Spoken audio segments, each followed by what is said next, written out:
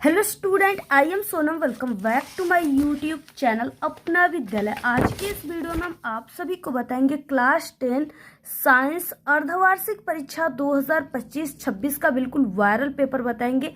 और जितने भी बच्चे इस पेपर को तैयार कर लेते हैं उनका हाफ ईयरली एग्जामिनेशन पेपर में साइंस में पूरे के पूरे नंबर आएगा, ये मेरी 100% गारंटी है। क्योंकि यहाँ पे हम जो आप सभी को क्लास 10 विज्ञान का अर्धवार्षिक परीक्षा का जो पेपर बता रहे हैं ना, ये आप सभी का बिल्कुल 100% वायरल पेपर है। सभी जगह जो है ये पेपर वायरल हो चुका है, सभी जिले में बिल्कुल यही पेपर आ रहा है, सभी स्कूलों में यही पेपर आ रहा है। तो जितने भी स्टूडेंट विज्ञान के इस पेपर को तैयार करके जाएंगे वो हाफ ईयरली एग्जामिनेशन में साइंस के पेपर में पूरे के पूरे टॉपर बन के आएंगे, पूरे नंबर लेकर के आएंगे, ये मेरी 100% गारंटी है। ठीक है, हम यहाँ पे अब आप सभी को पूरे के पूरे उत्तर के साथ बताएंगे, आप सभी को ये साइंस का पेपर पूरा हल के साथ बताएंगे। ठीक है, तो आप सभी लोग सबसे पहले इस वीडियो को लाइक कर दीजिए, चैनल पे नए तो चैनल को सब्सक्राइब करके बेल आइकन को जरूर प्रेस कर दीजिए और आप लोग इस वीडियो को अपने सभी दोस्तों में जरूर शेयर कीजिए। सबसे पहले यहाँ पे अनुक्रमांक और यहाँ पे आपको नाम लिखना होगा। और ये जो आपका हाफ ईयरली एग्जामिनेशन साइंस का पेपर है क्लास 10 का क्वेश्चन पेपर है, इसमें आपको टाइम जो मिलेगा वो 3 घंटे 15 मिनट का समय दिया जाएगा। ठीक है, और जितने भी बच्चे इस पेपर को तैयार करके जाएंगे वो इसको टाइम से पहले ही करके बैठ जाएंगे, क्योंकि वो इस पेपर को एग्जाम से पहले देख चुके हैं। उसके बाद ये पूर्णांक 70 का है और कहीं कहीं आपको 80 को भी देखने को मिल जाता है। तो आपको इससे पूर्णांक को लेकर घबराना नहीं, क्योंकि पूर्णांक चेंज भी हो जाता है। उसके बाद देखिए निर्देश है कि प्रारंभ के 15 मिनट आपको परीक्षार्थी को यानी आपको प्रश्न पत्र पढ़ने के लिए निर्धारित है। तो इन 15 मिनट में आपको एक बार इस साइंस के क्वेश्चन पेपर को ध्यान से जरूर पढ़ लेना है कि आपको कौन सा क्वेश्चन आ रहा है कौन सा नहीं आ रहा है, उस पर टिक लगा देनी है। जो आ रहा है उसका आपको आंसर सबसे पहले लिखना है। ठीक है, क्वेश्चन नंबर डाल करके, जो नहीं आ रहा है उस पर आपको टाइम वेस्ट नहीं करनी है। उसके बाद देखिए सबसे पहले यहाँ पे खंड अ है जिसमें बहुविकल्पिक क्वेश्चन है। और आपको पता ही है कि आपका जो साइंस है वो 3 पार्ट में बटा है। ठीक है, फिजिक्स, केमिस्ट्री, बायोलॉजी। तो ये तीनों से रिलेटेड आपके ऑब्जेक्टिव और सब्जेक्टिव पूछे जाते हैं और इसी को इसमें उपखंड क ख ग आपको देखने को मिल जाएगा। क में आ जाएगा भौतिक विज्ञान, ख में आ जाएगा रसायन विज्ञान से रिलेटेड ऑब्जेक्टिव सब्जेक्टिव, और आपका ग में आ जाएगा जीव विज्ञान से रिलेटेड बहुविकल्पी क्वेश्चन और वर्णनात्मक क्वेश्चन। ठीक है, यानी क्वेश्चन आंसर। और यहाँ पे हम आप सभी को बता दें कि ये जो आपका विज्ञान का पेपर है ये आपके अर्धवार्षिक परीक्षा के लिए तो इम्पोर्टेंट है ही, यानी इससे क्वेश्चन आएंगे, सभी क्वेश्चन इसी से आएंगे। लेकिन 10% क्वेश्चन ये आप सभी के बोर्ड एग्जाम का जो पेपर रहेगा ना, वो 10% क्वेश्चन जो है इसी पेपर से उसमें पूछा जाएगा। तो इसलिए आप सभी लोग जितने लोग इस पेपर को देख रहे स्टूडेंट, उनके लिए पेपर इंपॉर्टेंट है। ठीक है, जिनका साइंस का पेपर हो गया है वो भी इस पेपर को ज़रूर देखें, क्योंकि 10% क्वेश्चन आप सभी के इसी पेपर से बोर्ड एग्जाम में आएंगे। और जिनका नहीं हुआ है वो तो बिल्कुल ध्यान से देखो, क्योंकि आपके अर्धवार्षिक परीक्षा में इसी पेपर जो है साइंस के पेपर से आपके क्वेश्चन आ सकते हैं। तो यहाँ पे देखिए सबसे पहले उपखंड ख दिया है, यानी फिजिक्स से रिलेटेड ऑब्जेक्टिव क्वेश्चन आपको पहले देखने को मिल रहा है। और जितने भी क्वेश्चन है वेरी मोस्ट इंपॉर्टेंट है, क्योंकि ये पेपर ही बिल्कुल वायरल क्वेश्चन पेपर है। तो देखिए पहला क्वेश्चन क्या है, किसका दृष्टि क्षेत्र सबसे अधिक होता है, पहला क्वेश्चन है। ठीक है, इसमें आपको 4 ऑप्शन देखने को मिलेगा। पहला है समतल दर्पण की, दूसरा है उत्तल दर्पण की, सी ऑप्शन है अवतल दर्पण की, और डी ऑप्शन है उत्तल लेंस की। ठीक है, तो किसका दृष्टि क्षेत्र सबसे अधिक होता है, तो वो है उत्तल लेंस। ऑप्शन नंबर यहाँ पे डी राइट हो जाएगा। अगला है देखिए क्वेश्चन इस तरीके से, सेकेंड नंबर का, ये बहुत इंपॉर्टेंट क्वेश्चन, ये आपके बोर्ड एग्जाम में भी पूछा जाएगा। प्रतिरोध का मात्रक है, यहाँ पे 4 ऑप्शन है। पहला एम्पियर, दूसरा वोल्ट है, सी ऑप्शन ओम है, और डी ऑप्शन कूलम है। तो प्रतिरोध का मात्रक जो होता है ओम होता है, और इसका सिंबल कुछ इस तरह से होता है, तो आप लोग इसको तैयार रखना। अगला क्वेश्चन नंबर देखिए थर्ड, चुंबकीय फ्लक्स का मात्रक होता है। यहाँ पे 4 ऑप्शन है, वेबर और मीटर, वेबर प्रति मीटर और वेबर प्रति मीटर प्रति मीटर। ठीक है, इस तरीके से दिया है ऑप्शन। तो देखिए जो चुंबकीय क्षेत्र है इसका मात्रक वेबर होता है। ऑप्शन नंबर यहाँ पे बी राइट हो जाएगा। क्वेश्चन नंबर 4 दिया है चुंबकीय क्षेत्र रेखाएं, यानी चुंबकीय क्षेत्र रेखाओं का गुण क्या होता है, चुंबकीय क्षेत्र रेखाएं जो किस तरीके से चलती हैं। ठीक है, तो देखिए यहाँ पे दिया ऑप्शन कि सदैव समांतर होती है, एक बिंदु पर काटती है, एक दूसरे को कभी नहीं काटती, परस्पर लंबवत होती है। तो देखिए चुंबकीय क्षेत्र की जो रेखाएं होती है ना, वो एक दूसरे को कभी भी नहीं काटती। अगर वो काटेंगी तो दो चुंबकीय क्षेत्र हो जाएंगे, जो कि असंभव है, संभव नहीं है। तो ऑप्शन नंबर यहाँ पे सी राइट हो जाएगा। क्वेश्चन नंबर 5 दिया है कि 5 प्रतिरोधों को, जिनमें प्रत्येक का प्रतिरोध 1/5 का उपयोग करके कितना निम्नतम प्रतिरोध बनाया जा सकता है, इस तरीके से। तो आप लोग यानी इस वाले सूत्र से लगा लीजिएगा। एक समांतर क्रम में इसको आपको जोड़ना है, R1 + R2 + R3, ठीक है। इस तरीके से आपको जोड़ करके इसको हल करेंगे। जब आप लोग इसको हल करेंगे तो आंसर आ जाएगा 1/25 ओम। ऑप्शन नंबर बी राइट है। क्वेश्चन नंबर 6 दिया है कि मानव नेत्र में प्रतिबिंब बनता है। जो मानव नेत्र होता है ना, उसमें प्रतिबिंब जो है कहाँ पे बनता है, तो कार्निया पे, या जो है परितारिका पे, या पुतली पे, या रेटिना पे, ठीक है। तो मानव नेत्र में जो प्रतिबिंब बनता है वो रेटिना पे बनता है, और ये प्रतिबिंब जो उल्टा बनता है। लेकिन जो हमारी यानी कि जो हमारा मानव का माइंड होता है, मस्तिष्क होता है ना, वो उसको क्या करता है, सीधा प्रतीत कराता है, यानी सीधा दिखाई देता है। तो इसलिए हम किसी भी इंसान को या किसी भी चीज़ों को देखते हैं ना, तो वो हमें क्या होता है, हमारे आंखों पर तो उसका प्रतिबिंब उल्टा बनेगा, लेकिन हमारा माइंड उसे सीधा करके दिखाता है। अगला क्वेश्चन देखिए यहाँ पे 7 नंबर का है, एक अश्व शक्ति बराबर है। ये भी बहुत इंपॉर्टेंट क्वेश्चन है। एक अश्व शक्ति बराबर कितना होता है, तो एक अश्व शक्ति बराबर 746 वाट होता है। ऑप्शन नंबर सी राइट हो जाएगा। तो ये तो थे फिजिक्स से रिलेटेड क्वेश्चन, जिसका आप लोग स्क्रीनशॉट ले सकते हो, बहुत इंपॉर्टेंट क्वेश्चन है। इसके बाद यहाँ से रसायन विज्ञान से संबंधित बहुविकल्पी क्वेश्चन आ रहे हैं।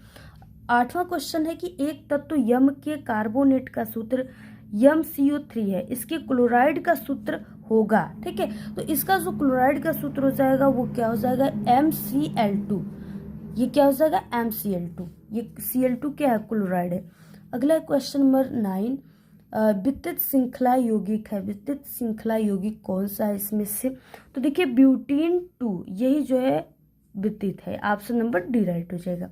अगला क्वेश्चन नंबर 10, एसीटोन का IUPAC नाम है। एसीटोन, ठीक है, इसका आपको IUPAC नाम यहाँ पे ज्ञात करना है। सबसे पहले देखिए एसीटोन का सूत्र क्या होता है, CH3 और CO। CH3 ये होता है एसीटोन का सूत्र, ठीक है। अब आपको इसका IUPAC नाम निकालना है। तो देखिए सबसे पहले कि ये यहाँ से हम लोग काउंट करेंगे, 1 कार्बन, 2 और यहाँ पे 3 कार्बन हो जाएगा। और ये 3 कार्बन है, पहले कार्बन को मेथेन कहते हैं, दूसरे को एथेन यानी एथ, और तीसरे को कहते हैं ब्यूट। तो यहाँ पे कार्बन की संख्या कितनी है, 3 है। पहले कार्बन को मेथेन, दूसरे को एथेन, और तीसरे को कहते हैं प्रोपेन, ठीक है। तो यहाँ पे सबसे पहले हम लिख देंगे प्रोपेन, प्रोपेन लिख देंगे। और 3 कार्बन है, इसमें CO समूह जुड़ा है, यानी ओन समूह जुड़ा है। इसको हम कीटोन भी कहेंगे, कीटोन समूह, ठीक है, कीटोन समूह जुड़ा है। तो यहाँ पे क्या हो जाएगा, प्रोपेन, और इसमें ओन जब हम लगाएंगे तो ये क्या हो जाएगा, प्रोपेनोन। तो ऑप्शन नंबर कौन सा राइट हो जाएगा, ऑप्शन बी राइट हो जाएगा। अगला क्वेश्चन नंबर 11 है, अम्लीय वर्षा के जल का संभावित pH मान है। उसका pH मान अम्लीय वर्षा का कितना होता है, तो यहाँ पे आपके सामने 4 ऑप्शन है। पहला है 5.2, दूसरा है बी ऑप्शन 6.2, 7.2 और 8.2। तो इसमें से कौन सा राइट हो जाएगा, तो वो देखिए 5.2 हो जाएगा। ऑप्शन नंबर ए राइट है। क्वेश्चन नंबर 12 है, जो बहुत इंपॉर्टेंट क्वेश्चन है ये क्वेश्चन नंबर 12 वाला। शुद्ध जल का pH मान है। शुद्ध जल का pH मान जो होता है 7 होता है, क्योंकि जो जल है ये उदासीन होता है, इसलिए इसका pH मान 7 होता है। क्वेश्चन नंबर 13 दिया है कि ठंडे जल से हाइड्रोजन गैस बनाती है। ठंडे जल से कौन सा ऐसी तत्व है जो हाइड्रोजन गैस बनाती है, ठीक है। तो वो देखिए कार्बन, कार्बन जो है ठंडे जल से हाइड्रोजन गैस बनाती है। ऑप्शन डी राइट है। उपखंड ग आ गया, जिसमें जीव विज्ञान से रिलेटेड क्वेश्चन दिए हैं, ऑब्जेक्टिव क्वेश्चन। मनुष्य में प्रमुख उत्सर्जी अंग है, तो मनुष्य में जो उत्सर्जी अंग होता है ना, वो बिक होता है। ऑप्शन डी राइट हो जाएगा। अगला है क्वेश्चन नंबर 15, पादपों में वायु प्रदूषण कम करने की प्रक्रिया है। जो पेड़ पौधे होते हैं उसे पादप कहते हैं, ठीक है। इनमें जो वायु प्रदूषण को कम करने की जो, ठीक है, प्रक्रिया है वो प्रकाश संश्लेषण है। ऑप्शन नंबर बी राइट है। अगला है क्वेश्चन नंबर 16, निषेचन के बाद पुष्प का कौन सा भाग फल में बदल जाता है। तो निषेचन के बाद यानी फर्टिलाइजेशन के बाद अंडाशय जो है यही जो है वो फल में बदल जाता है। जैसे सेब है, सेब पहले निषेचन हुआ, अंडाशय बना, अंडाशय के बाद वो फल बन गया जिसे खा लेते हैं सभी लोग। और भी कोई भी जैसे चीज़ें हैं वो इस तरीके से होता है। अगला है क्वेश्चन 17, मुकुलन यानी बडिंग के द्वारा अलिंगिक जनन निम्नलिखित में से किस जंतुओं में होता है। मेढक, अमीबा, केचुआ या हाइड्रा में। तो वो जो होता है वो हाइड्रा में होता है। ऑप्शन नंबर डी राइट हो जाएगा। अगला है क्वेश्चन नंबर 18, वोमेन संपुट किसका भाग होता है। वोमेन संपुट जो है वो विक का भाग होता है। ऑप्शन डी राइट है। 19 क्वेश्चन, मनुष्य में विक एक तंत्र का भाग है जो संबंधित है, जो कि उत्सर्जन से संबंधित है। ऑप्शन नंबर सी राइट है। क्वेश्चन नंबर 20 है, निम्न में से कौन सा मानव में मादा जनन तंत्र का भाग नहीं है। देखिए वो है शुक्रवाहिका। ये जो है ये मादा में नहीं बल्कि पुरुषों में पाई जाती है। तो ऑप्शन सी राइट है।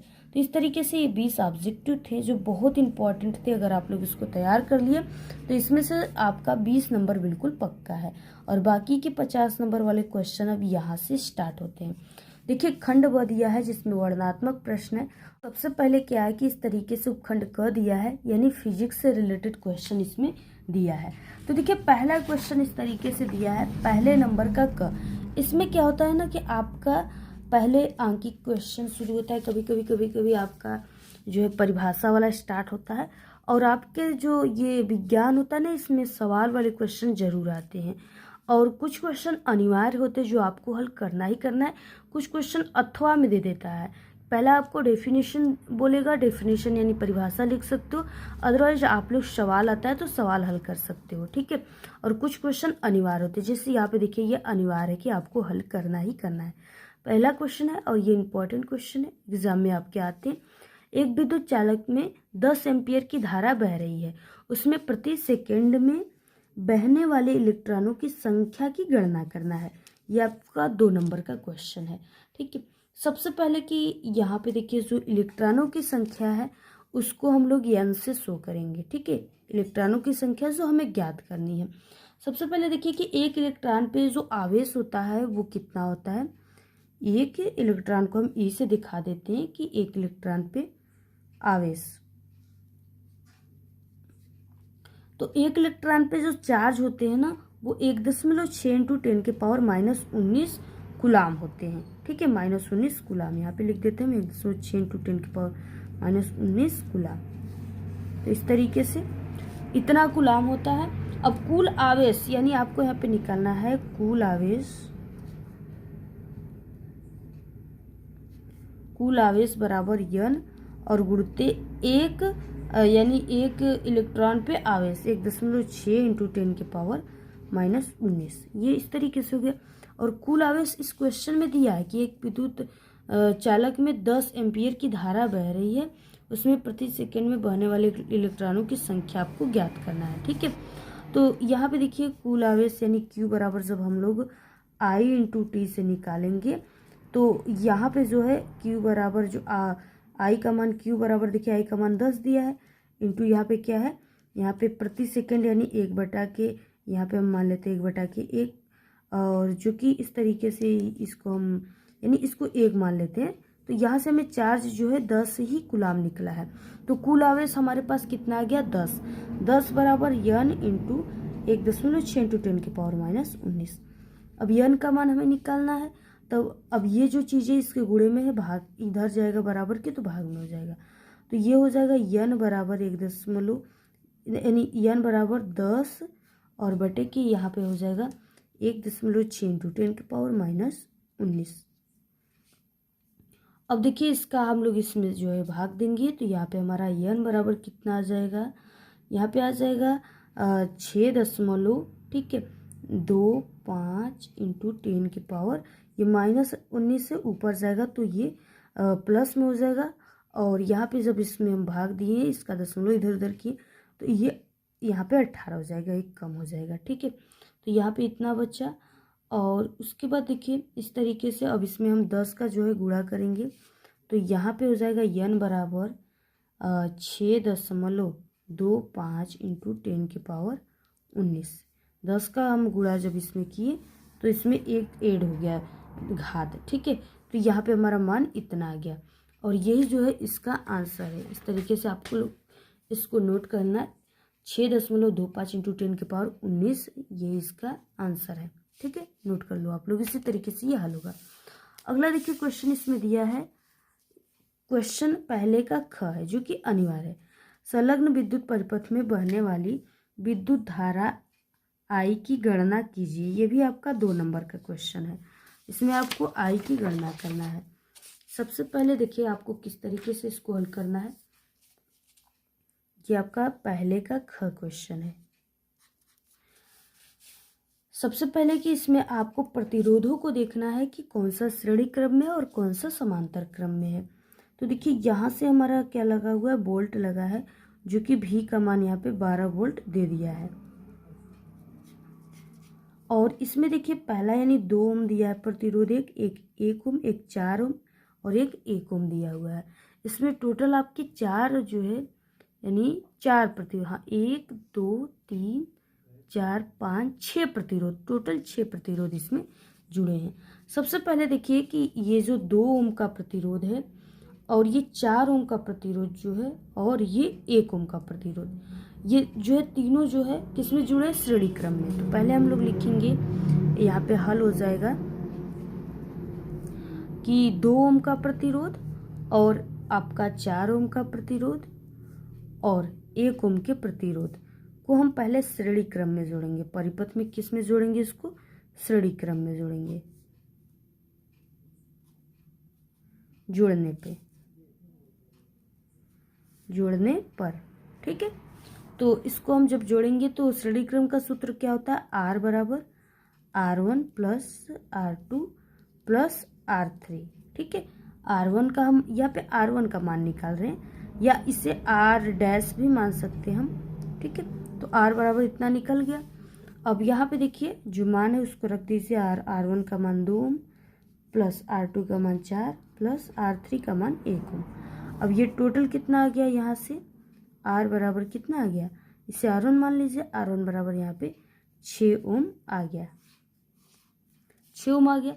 अब इसके बाद हम लोग क्या करेंगे कि यहाँ पे देखिए R1 वो 6 ओम के प्रतिरोध, R1 यानी जो ये टोटल मान आया है और ये 6 ओम के प्रतिरोध को हम लोग समांतर क्रम में रखेंगे।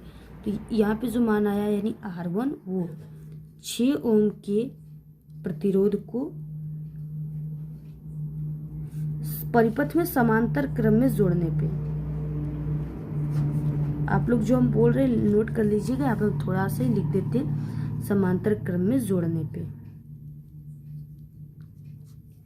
समांतर क्रम का सूत्र क्या होता है, वो होता है यानी कि 1/के R बराबर 1/के R1 प्लस 1/के R2, यही होता है। अब इसी पर आपको रखना है। तो हम मान लेते हैं कि यहाँ पे जो मान हमारा है वो 1/के R2 जो है इसी का, यानी हम लोग ये R2 बराबर मान निकालना है हमें। तो देखिए यहाँ पे हो जाएगा 1/के यानी R बराबर 1/के R1 और प्लस 1/के 6, यानी 6 ओम के प्रतिरोध को हम लोग जोड़ेंगे। और R1 का मान कितना आया है, R1 का मान 6 आया है। तो यहाँ से क्या आ जाएगा, यहाँ से हो जाएगा 1/के 6 प्लस 1/के 6, ये दोनों हर जो है समान है तो ऊपर के से जुड़ जाते हैं। तो ये क्या हो जाएगा, 1 1 2 हो जाएगा और ये 6 हो जाएगा। तो 1/के 3 आ गया, यानी R2 का मान कितना आ गया, R2 का मान 3 ओम आ गया। इस तरीके से R2 का मान कितना आ गया, 3 ओम आ गया। अब देखिए आपको क्या करना है, अब यहाँ पे 1 यानी 1 ओम, वो 1 ओम और R2 को, देखिए अब 1 ओम और 2 ओम और ये जो टोटल R2 का मान निकला है इसको 1 ओम और 2 ओम और ये R2 के मान को हम लोग श्रेणी क्रम में जोड़ेंगे। तो 1 ओम और 2, R बराबर कितना हो जाएगा, 1 प्लस 2 प्लस R2 का मान कितना दिया है, 3 ओम। इसको हम श्रेणी क्रम में जोड़ेंगे तो फिर से यहाँ पे R बराबर 6 ओम आ जाएगा। इस तरीके से 6 ओम आ गया। अब देखिए, अब हमें क्या निकालना है, बहने वाली धारा I का मान निकालना है। तो सूत्र क्या हो जाएगा, यहाँ पे देखिए, धारा यानी परिपथ में धारा,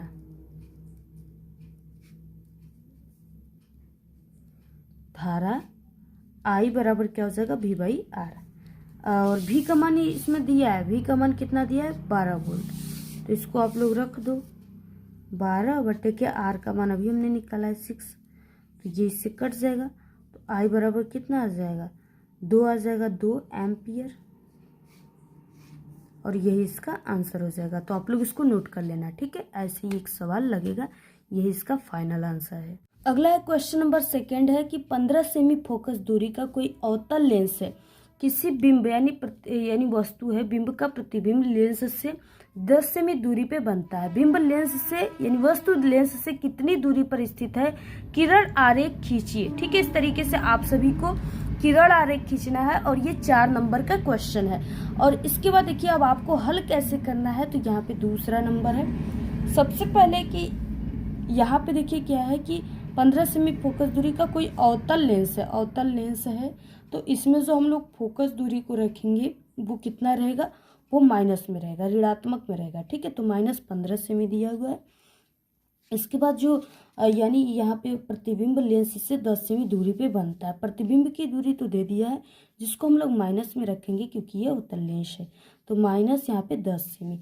उसके बाद जो वस्तु की दूरी, बिंब की दूरी है वो हमें ज्ञात करना है, तो यू बराबर हम क्वेश्चन मार्क कर देंगे। इसके बाद देखिए अब आप सभी को लगाना कैसे।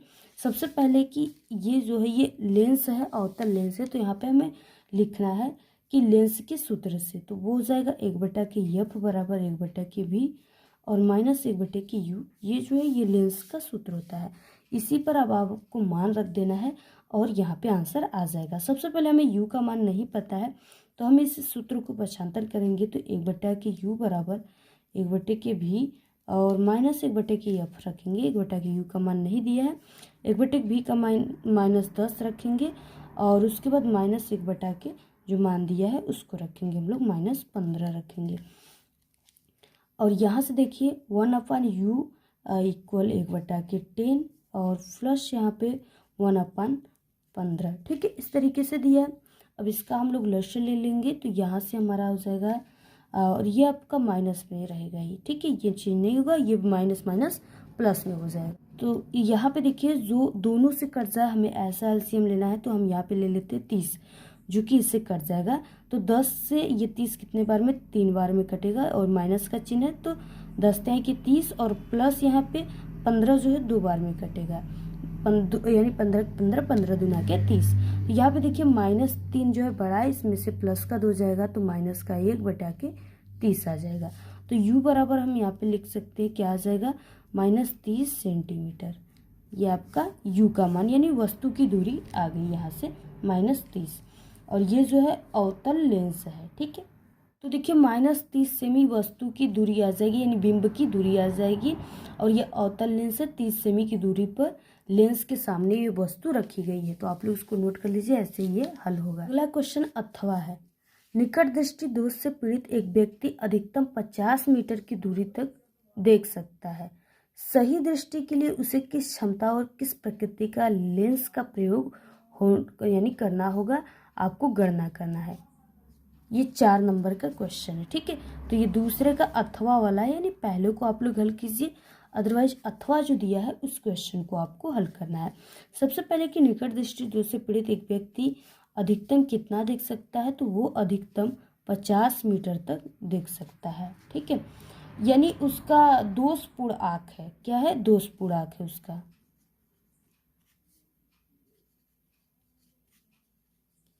आँख है जिससे वो अधिकतम 50 मीटर तक देख रहा है, क्योंकि सही दृष्टि यानी सही आँख की जो दृष्टि होती है, यानी वो जो देख पाएगा तो वो वस्तु को अनंत तक देख सकता है। ठीक है, वस्तु को कैसे देख सकता है, अनंत तक देख सकता है। तो वो दोषपूर्ण आँख है जो 50 मीटर तक देख रही है। अब यहाँ से अब आपको क्या करना होगा, देखिए अब यानी यहाँ से हमारा भी बराबर जो वस्तु को देख रहा है, यानी उसकी प्रतिबिंब को, तो यहाँ से हमारा भी बराबर माइनस का 50 मीटर दिया हुआ है। अब यहाँ से हम लोग लगाएंगे लेंस के सूत्र से इस सवाल को हल करेंगे, ठीक है।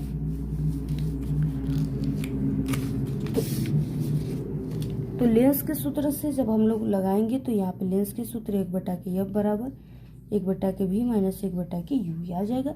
1/F बराबर 1/V यानी या 1/V का मान दिया हुआ है। V का मान कितना दिया, माइनस का 50 और माइनस यहाँ पे देखिए ये प्रतिबिंब को वो देख रहा है, यानी दोषपूर्ण उसका आँख प्रतिबिंब को 50 मीटर तक देख रहा है। और यहाँ पे वस्तु जो है हम मान लेते हैं कि वस्तु की दूरी कितनी हो जाएगी, सही आँख है तो वस्तु को हम अनंत तक देख सकते हैं, तो यहाँ पे हम मान लेते हैं अनंत, ठीक है। वस्तु जो है अनंत पे रखी गई है। अब यहाँ पे देखिए अनंत का मान होता है 0, यानी अनंत की जगह पर हम लोग 0 रखेंगे। जब अनंत का किसी में ऐसे भाग दिया जाता है तो उसका मान 0 आ जाता है। तो 1/F बराबर यहाँ पे आ जाएगा 1/के माइनस 50 और यहाँ से आ जाएगा और ये आ जाएगा आप सभी का 0 आ जाएगा, ठीक है। तो यहाँ पे F बराबर कितना आ गया, माइनस का 50 ही आ गया, माइनस का 50 सेमी आ गया। अब यहाँ पे देखिए हमें क्या करना है, यानी लेंस का जो है क्षमता भी हम लोग निकालेंगे, उसकी प्रकृति और उसका यहाँ पे सही दृष्टि के लिए लेंस की क्षमता। देखिए यहाँ पे क्षमता दिया ना, क्षमता, तो यहाँ से अब हम लोग क्षमता को निकालेंगे। तो लेंस की क्षमता का जो सूत्र होता है वो क्या होता है, P बराबर 100/F भी होता है जो कि आपका सेमी में होता है। अगर मीटर में निकालोगे तो P बराबर 1/F हो जाएगा। तो यहाँ पे हम लोग सेमी में निकालेंगे तो P बराबर 100/F का मान कितना है, माइनस यहाँ पे 50 दिया है तो इसको हम लोग रख देंगे -50। ये इससे कट जाएगा तो P बराबर हमारा कितना आ जाएगा, -2 और क्षमता का मात्रक डायोप्टर होता है तो P बराबर -2 डायोप्टर आ जाएगा, ठीक है। ये इसका सही आंसर है, आप लोग इसको नोट कर लीजिए। और ये माइनस में आया है क्षमता का मान, तो ये जो लेंस हो जाएगा ये अवतल लेंस हो जाएगा। कैसा लेंस हो जाएगा, इसकी प्रकृति अवतल लेंस की। तो इस तरीके से आप लोग नोट कर लीजिए। देखिए क्वेश्चन 3 है कि समान चुंबकीय क्षेत्र में स्थित एक धारावाही चालक पर लगने वाले बल के सूत्र लिखिए। इस बल की दिशा ज्ञात करने के लिए किस नियम का उपयोग करना होगा, समझाइए, ठीक है। तो सबसे पहले कि जो बल का सूत्र हो जाएगा वो होता है F बराबर, ठीक है, IBL साइन थीटा। ये आपका सूत्र होता है, इसको नोट कर लो क्योंकि इस पे आपका न्यूमेरिकल भी आता है। और ये जो है ये आपके यानी कि फ्लेन के बाएं हाथ के नियम से ज्ञात किया जाता है। तो आप लोग इसका आंसर लिख लेना। अगला देखिए क्वेश्चन 4 है कि लेंस के प्रथम फोकस एवं द्वितीय फोकस का परिभाषा देना है। एक उत्तल लेंस के द्वारा किसी वस्तु की प्रतिबिंब बनने का किरण आरेख खींचना है जब वस्तु 2F दूरी पर बनी है, रखी गई है, और जब सेकंड की फोकस एवं प्रकाशिक केंद्र के बीच रखी गई है। तो आप लोग इसको हल कर देना। किरण आरेख वाला आपका लेंस और दर्पण दोनों से जरूर एक क्वेश्चन पूछा जाएगा। इसको हमने कई बार बताया, इंपॉर्टेंट क्वेश्चन में आप लोग देख लेना। अथवा में देखिए है कि 220 वोल्ट एवं जो है 20 एम्पियर धारा वाले एक मोटर के कार्य करने की क्षमता 90% है। पृथ्वी तल से 100 मीटर की ऊंचाई पर स्थित एक टंकी में इस मोटर के द्वारा 1 घंटे में कितना पानी चढ़ाया जा सकता है। पृथ्वी का गुरुत्वीय त्वरण यानी जी का मान, स्मॉल जी का मान 10 मीटर पर सेकेंड स्क्वायर है।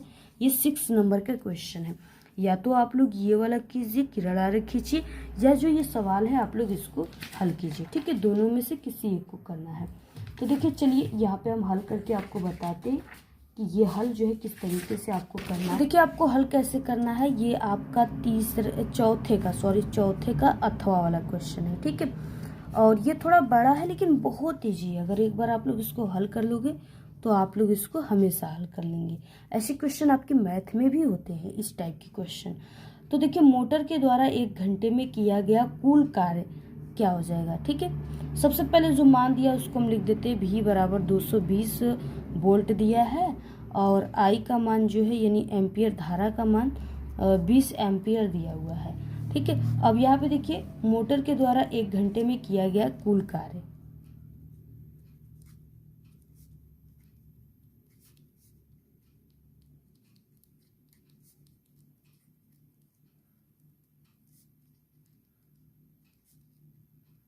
कुल कार्य कितना हो जाएगा। ठीक है, यहाँ पे हमने इस तरीके से लिख लिया, इसको सही से आप लोग नोट पे नोट कर लीजिए।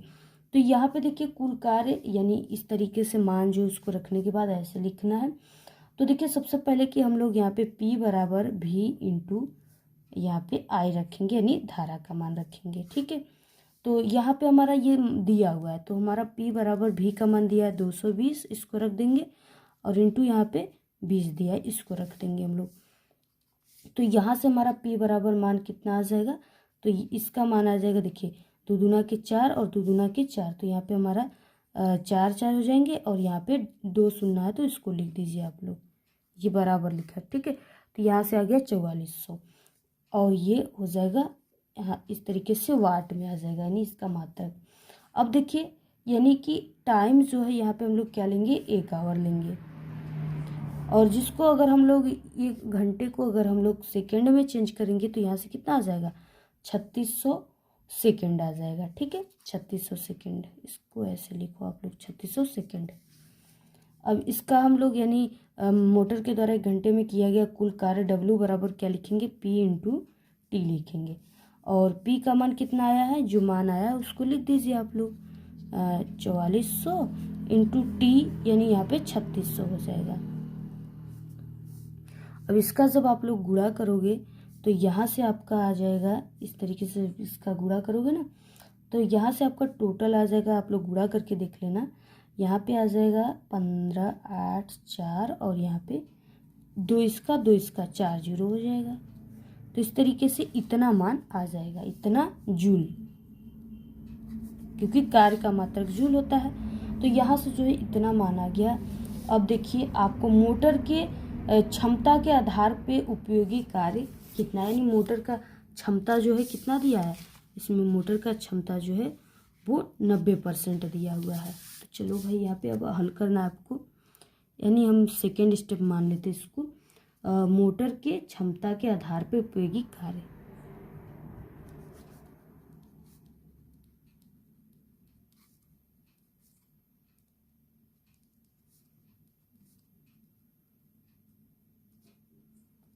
कार्य, ठीक है, उपयोगी कार्य कितना हो जाएगा, तो यहाँ पे क्षमता या इसको दक्षता भी कहते हैं। ठीक है, आप लोग घबराना मत, 90% है। उपयोगी कार्य बराबर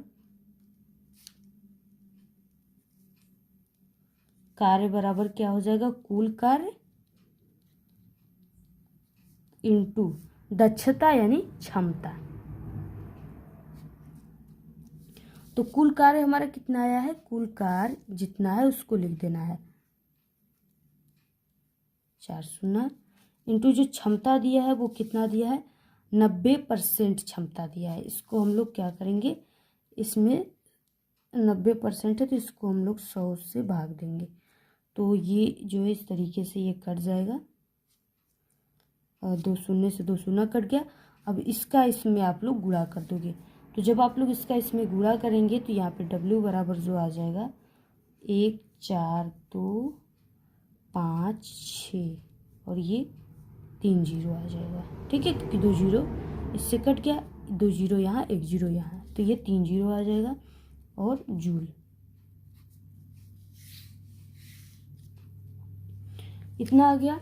अब देखिए, अब उठाए गए पानी की मात्रा की गणना आपको करना है। उठाए गए पानी की मात्रा की गणना उपयोगी कार्य स्थिति ऊर्जा के बराबर होगा, जहाँ जो है पानी का द्रव्यमान हम लोग m मानेंगे, और गुरुत्वीय त्वरण तो g दिया है, उसके बाद ऊंचाई हम लोग h मानेंगे। ठीक है, तो यहाँ पे आपको लिख लेना, आप लोग लिखिए, इसको नोट कर लीजिए। हम यहाँ पे सिर्फ बोल देते हैं क्योंकि टाइम बहुत ज़्यादा लगेगा, वीडियो काफ़ी लंबी हो जाएगी।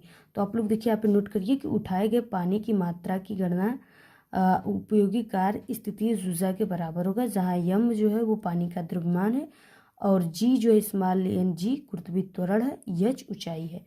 ठीक है, ये आप लोग नोट कर लीजिए, यम जो है वो पानी का द्रव्यमान है,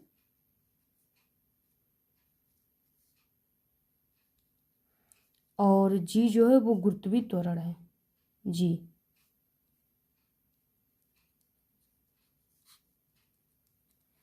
और यहाँ पे यच जो है वो ऊंचाई है। तो यहाँ पे देखिए सूत्र हो जाएगा W बराबर mgh। ये सूत्र हो जाएगा कार्य बराबर द्रव्यमान इंटू गुरुत्वीय त्वरण इंटू ऊंचाई। अब देखिए यच जो है यानी यच का मान यहाँ पे हम लोग लिखेंगे 100 mm और जी का मान जो है दिया है आपके क्वेश्चन में भी दिया है 10 मीटर पर सेकेंड स्क्वायर। तो इसको अब यहाँ पे हम रखेंगे देखिए 14, 25, 6,000 यानी ये पूरा ये जो W जो है इसका मान हम लोग निकालें तो उसी को हम रख रहे हैं।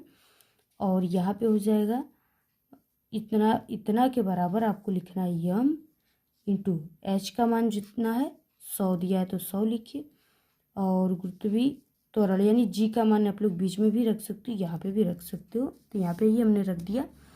अब यहाँ से देखिए इस तरीके से हो गया। अब ये जो है इसके बटे में आ जाएगा, ठीक है। यम बराबर इन दोनों को हम बटे में कर देंगे। तो इसमें कुछ है नहीं, बस यहाँ पे 2 जीरो, यहाँ पे 1 जीरो, यहाँ पे 3 जीरो है। तो ये 3 जीरो से 3 जीरो कट जाएगा। तो हमारा यम बराबर जो आएगा वो 1425 कितना आ जाएगा 1425 और यहाँ पे केजी आ जाएगा, ठीक है। अब आपको नोट कर यहाँ पे लिखना है, चूँकि जल का घनत्व जो है 1000 केजी बटे के यम का स्क्वायर है, इसलिए 1425 यानी 14,256 केजी जल का आयतन 14.256 मीटर का क्यूब होगा। मोटर के द्वारा 1 घंटे में ठीक है 14,256 केजी पानी जो है चढ़ा सकता है। तो इस तरीके से आप लोग लिखना, पूरा आप लोग नोट कर लीजिए इसको। यानी यहाँ पे 6 था ना, 6 बच गया था तो इसको हमने लिख दिया। यही इसका फाइनल आंसर है, आप लोग इसका स्क्रीनशॉट ले लो। अगला देखिए क्वेश्चन उपखंड ख से जीव विज्ञान स्टार्ट हो गया। यहाँ से 5वां क्वेश्चन है, निम्नलिखित यौगिकों के IUPAC नाम लिखना। ये आपका 2 नंबर का है। देखिए इस तरीके से दिया है, पहला और दूसरा यहाँ पे दिया हुआ है। तो सबसे पहले कि हम लोग इसका यहाँ पे कितने कार्बन जुड़े हैं इसको यहाँ पे हम लोग देखेंगे और उसके बाद इसको हम लोग लिखेंगे। तो देखिए पहले कि हम लोग इसमें कार्बन की संख्या को गिनेंगे तो यहाँ पे 1, 2, 3, 4 दिया है, ठीक है। पहले कार्बन को मेथेन, दूसरे को एथेन, तीसरे को प्रोप और चौथे को ब्यूटेन या ब्यूट कहते हैं। तो यहाँ पे 4 कार्बन दिया है, तो यहाँ पे ब्यूटीन यानी ब्यूट रहेगा, ठीक है। तो यहाँ पे देखिए पहला और दूसरा, दूसरे नंबर पे क्या जुड़ा है यानी दूसरे पर जुड़ा है CH3 यानी मेथिल समूह जुड़ा है, ठीक है। तो हम लोग यहाँ पे क्या लिखेंगे यानी 5वें का क का पहला, 5वें का क का पहला यानी दूसरे नंबर पे क्या जुड़ा है मेथिल। तो यहाँ पे हम लोग लिखेंगे 2 मेथिल और यहाँ पे डबल बॉन्ड है यानी ये इन समूह है, ठीक है। इन समूह जुड़ा है तो 2 मेथिल और ये 4 कार्बन है तो ब्यूट और इसमें इन लग जाएगा क्योंकि डबल बॉन्ड है तो ब्यूटीन हो जाएगा। 2 मेथिल ब्यूटीन, ये इसका IUPAC नाम पहले का है। और सेकंड नंबर का जो है वो इस तरीके से दिया है। तो यहाँ पे देखिए CH2OH और एक कार्बन CH2OH दिया है। तो ये जो ये यानी 1 और ये 2 कार्बन हो गया। 2 कार्बन को एथेन कहते हैं, इसमें OH समूह यानी ऑल समूह जुड़ा है तो इस यहाँ पे हो जाएगा मेथेनॉल, यही हो जाएगा इसका आंसर। तो दोनों आप लोग इसको नोट कर लीजिए, IUPAC नेम आपके एग्जाम में जरूर आता है। ख क्वेश्चन है देखिए, जो है अभिक्रियाशील धातु को तनु हाइड्रोक्लोरिक अम्ल में डाला जाता है तो कौन सी गैस निकलती है आयरन के साथ तनु H2SO4 की रासायनिक अभिक्रिया आपको देना है। ये 2 नंबर का क्वेश्चन है। तो 5वें का ख का आंसर आप सभी को लिखना है, ठीक है। तो अभिक्रियाशील धातु हमें लेना है तो यहाँ पे हम Fe ले लेते हैं आयरन। इसकी रिएक्शन किससे कराना है H2SO4 यानी तेजाब से करानी है तो H2SO4 ले लो। इसका जब हम लोग रिएक्शन करते हैं ना तो ये आपका FeSO4 प्राप्त होता है यानी ये और ये, बाकी H2 यहाँ से गैस निकलने लगता है, ठीक है, H2 गैस। तो यही रिएक्शन है, इसका आप लोग स्क्रीनशॉट ले लो। अगला देखिए क्वेश्चन है 6 नंबर का, साबुन की सफाई की प्रक्रिया जो है आपको क्रियाविधि समझाना है। आपका 4 नंबर का ही है। तो वही मिसेल के द्वारा किस तरीके से जो है शुद्धियाँ साफ होती है, वैसी चीज़ें आपको लिखना है। 7 नंबर में क्वेश्चन है, निम्नलिखित पर आपको संक्षिप्त टिप्पणी लिखना है। ये आपका 6 नंबर का है। वियोजन अपक्रिया, एष्टीकरण और बहुलीकरण, तो आप लोग इसको तैयार कर लेना। अथवा में अगर आप लोग इसमें टिप्पणी लिख सकते हो तो लिख लीजिए, अदरवाइज आपको ये रिएक्शन जो है अधूरा है, यानी रिएक्शन तो पूरा है लेकिन इसको संतुलित नहीं किया गया, तो आपको संतुलित इसको करना है। ठीक है, तो देखिए यहाँ पे आपको कैसे इसको संतुलित करना है। सबसे पहले कि यहाँ पे C6H12O6 दिया है प्लस O2, और ये रिएक्शन करके CO2 प्लस H2O बना लिया है। और बाकी आपको इसको देखिए संतुलित करने के लिए यहाँ पे 6 करना पड़ेगा। और इसके बाद क्योंकि यहाँ पे देख सकते हो आप लोग 12 है H की संख्या, तो इधर भी 12 होना चाहिए, तो यहाँ पे 6 कर दिए, तो 6 का 2 में गुणा करोगे तो 6 दूना के 12 आ जाएगा। और उसके बाद देखिए ये और यहाँ पे ये कार्बन की संख्या जो है 6 दिया है, तो कार्बन की संख्या 6 करना है। तो ये आपका जो है इस तरीके से इसको हमने संतुलित कर दिया, यहाँ पे 6 लिख दो। और उसके बाद देखिए यहाँ पे जो है इसको भी आपको संतुलित करना है, तो इस तरीके से CaCO3 प्लस यहाँ पे 2HCl हो जाएगा, 2HCl, और बाकी ये संतुलित है। N2 प्लस H2 यानी NH3 प्राप्त हो गया। तो आप सभी को यहाँ पे क्या करना है ना, यहाँ पे आपको 2NH3 करना है, 2NH3, बाकी ये संतुलित हो गया। अगला देखिए यहाँ पे MnO2 प्लस HCl, ये MnCl2 प्लस Cl2 और H2O बना लिया, तो यहाँ पे आपको 4HCl करना है, बस ये संतुलित हो गया। ठीक है, तो इसी तरीके से आपको करना था। उपखंड ग आ गया ऐसे जीव विज्ञान से रिलेटेड क्वेश्चन। तो देखिए यहाँ पे दिया 8वां क्वेश्चन, 8वें का क क्वेश्चन, अंतःस्रावित ग्रंथि किसे कहते हैं, किन्हीं दो के आपको नाम लिखना है। तो देखिए अंतःस्रावित ग्रंथियाँ जो होती है ना, यानी कि जो कि अंतःस्रावित ग्रंथियाँ वो ग्रंथियाँ होती है, आप लोग इसको नोट करो। ठीक है, यहाँ से आपको इसको क्या करना है, नोट करना है कि अंतःस्रावित ग्रंथियाँ वो ग्रंथियाँ होती है जो कि हार्मोन्स को सीधे क्या करती है, रक्त में स्रावित करती है, यानी सीधे करती है, न कि किसी नलिका के माध्यम से, किसी भी नलिका के माध्यम से नहीं करती है, सीधे करती है, जिससे अंतःस्रावित ग्रंथि कहते हैं। किन्हीं दो ग्रंथियों का आपको नाम लिखना है, क्योंकि आपका ये 2 नंबर का है, आधा आधा नंबर नाम पे मिलेंगे। इन्हीं 2 ग्रंथियों के नाम आपको लिखना है। पहला देखिए ग्रंथि हो जाएगा पीयूष ग्रंथि,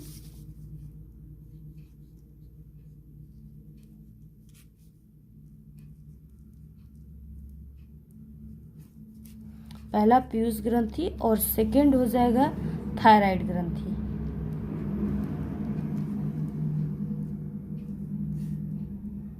थायराइड ग्रंथि, तो आप लोग इसको नोट कर लो, 2 ग्रंथियों का नाम। ख क्वेश्चन है, देखिए धमनी किसे कहते हैं और पल्मोनरी धमनी में किस प्रकार का रक्त पाया जाता है। तो देखिए धमनी में जो होता है, धमनी में रक्त वाहिकाएं जो हृदय से शरीर के विभिन्न अंगों तक ऑक्सीजन युक्त रक्त ले जाती है, उसे धमनी कहते हैं। धमनी क्या करती है कि रक्त वाहिकाओं जो हृदय से शरीर के विभिन्न अंगों तक ऑक्सीजन युक्त रक्त ले जाती है। ठीक है, धमनी का क्या क्या होता है, ऑक्सीजन युक्त रक्त ले जाना सभी नलिकाओं में। और ये जो है पाल्मोनरी, ये जो है इसमें अशुद्ध रक्त पाए जाते हैं। ठीक है, ये शुद्ध रक्त नहीं ले जाती है, अशुद्ध रक्त ले जाती है जिसमें कार्बन डाइऑक्साइड की मात्रा होती है। धमनी में किस प्रकार का रक्त पाया जाता है, तो धमनी में जो है ऑक्सीजन युक्त यानी शुद्ध रक्त पाया जाता है। अब देखिए अगला क्वेश्चन है, यहाँ पे अगला है पीतरस क्या है, ये कहाँ बनता है, इनके कार्यों का आपको उल्लेख करना है। 4 नंबर का क्वेश्चन है। तो देखिए पीतरस जो होता है ये एक पाचन तरल पदार्थ होता है, और ये यकृत में बनता है, यानी पित्ताशय में जमा होता है, यकृत में पाया जाता है। और बाकी इसके जो कार्य हैं उसको भी आप लोग नोट कर लीजिए। इसका कार्य है ना कि ये वसा के बड़े बड़े कणों को छोटे छोटे जो है टुकड़ों में इसको तोड़ता है, और बाकी इसका पाचन में सहायता भी करता है, और भोजन को ये क्षारी युक्त बनाता है। तो इस तरीके से आप लोग इसको लिख लीजिएगा। अगला क्वेश्चन नंबर 8वां में दिया है कि मनुष्य में शरीर में पाई जाने वाली लार ग्रंथियों का आपको संक्षिप्त विवरण लिखना है। सबसे पहले कि मनुष्य में जो है 3 लार ग्रंथियां पाई जाती है। पहला देखिए है कर्पूर ग्रंथि, और दूसरा देखिए है कि अधो जम ग्रंथि,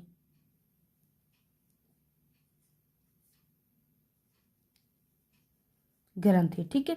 और तीसरा अधोजीवा ग्रंथि।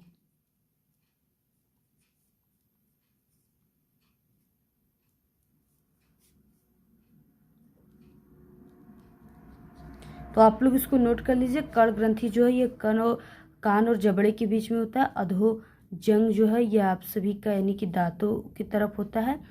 अधोजीव गलफड़े में होता है। अधोजीवा जो है ये आप सभी के जीभ के नीचे होती है, ठीक है। तो इस तरीके से आप लोग तीनों ग्रंथियों का नाम नोट कर लो।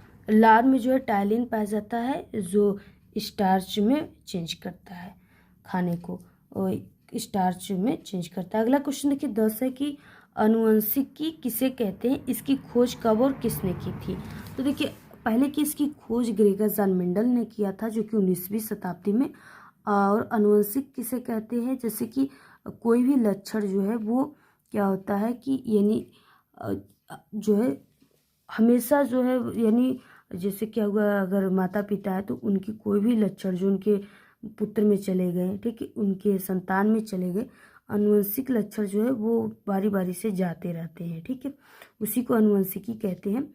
और जो कि अथवा में, अब इसके बाद देखिए क्वेश्चन है कि गर्भ निरोधक की विभिन्न विधियों का आपको विधियाँ कौन कौन सी इसके बारे में लिखना है। 4 नंबर का ये भी है। तो गर्भ निरोधक जो है कई प्रकार की इसकी विधियाँ, प्राकृतिक विधियाँ और भी कई विधियाँ, शल्य चिकित्सा विधियाँ, स्थायी अस्थायी विधियाँ, तो आप लोग लिख लेना। अगला क्वेश्चन 11 है मानव के नर जनन, आपको प्रजनन तंत्र या जनन तंत्र का वर्णन करना है, ठीक है।